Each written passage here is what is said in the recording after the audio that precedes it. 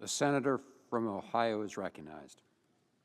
Mr. President, I'm here on the floor today to talk about the unfolding urgent situation along our southern border.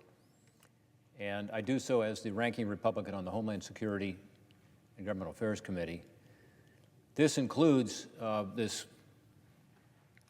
unfortunate situation at the border. It includes a lot of kids coming over the border. UACs, as they call them, unaccompanied children. These children are making a long and dangerous journey north, putting themselves at risk and bringing our immigration system and our shelter system along the border to a breaking point. You may have heard that the Biden administration insists this is not a crisis. But here are the facts. You decide. This chart shows the dire situation that we're in. On Tuesday, the most recent confirmed information we have, there were 3,400 of these children in Border Patrol custody. 10 days ago, that number was 1,700. So in 10 days, this number has doubled.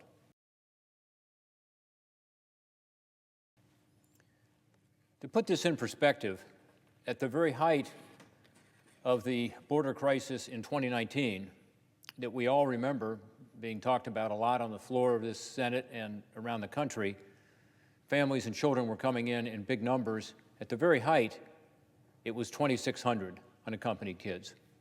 Again, today, based on some information we just received, anecdotally, from the Customs and Border Protection folks, it's over 3,500. So it's a 35% increase even from where it was during the crisis. And it's growing.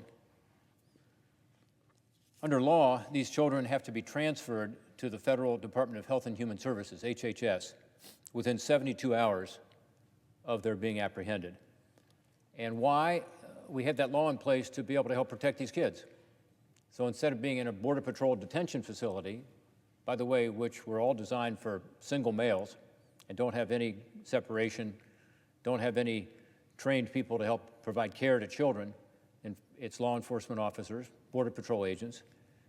But within 72 hours, we have said you have to transfer these children to a Health and Human Services facility that's appropriate for children. So how's that working? Again, as of Tuesday, there were 3,400 of these kids in Border Patrol custody in the wrong kind of detention facilities for children. There were 2,800 children who were ready to transfer to HHS. In other words, they had been screened, gone through a process. But as of Tuesday, there were 500 beds available, meaning 2,300 children are remaining in Border Patrol custody in overcrowded adult facilities without proper care because there's nowhere to take them.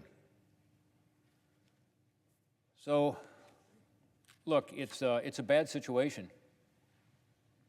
HHS contractors are supposed to be trained to care for the kids. The Border Patrol agents are not trained in that. They're doing their best, but it's not a good situation for the kids. And by the way, nobody in the Border Patrol believes it's a good situation for the kids. These facilities, the Border Patrol facilities at the Border Patrol stations and the HHS facilities are all at a breaking point. They're busting at the seams. Is that a crisis? I don't know. You decide. This influx comes, by the way, during a season when you normally don't have a lot of people coming over the border. This is in the winter. Normally in the spring and then in the fall, you see the biggest influxes of families, kids, individuals. So we expect these numbers to get a lot worse. We expect it to get a lot worse into the spring. By the way, we spoke to the Customs and Border Patrol folks today. They told us the numbers are up again today. In fact, we have some internal document from the Department of Homeland Security that a media organization reported on, an official document that says DHS themselves predict there will be 117,000 children who will be placed in this situation this year. So they know that this is growing. And again, is it a crisis? You decide. It's certainly a dangerous situation. By all accounts, many of these migrants, including children, face serious threats to their lives and well-being on the trip north. Just as happened in the past surges in 2014 and in 2019, we know this includes many victims of human trafficking who were deceived and coerced by traffickers and smugglers as they are taken from Central America up to the U.S. border. The trip is treacherous.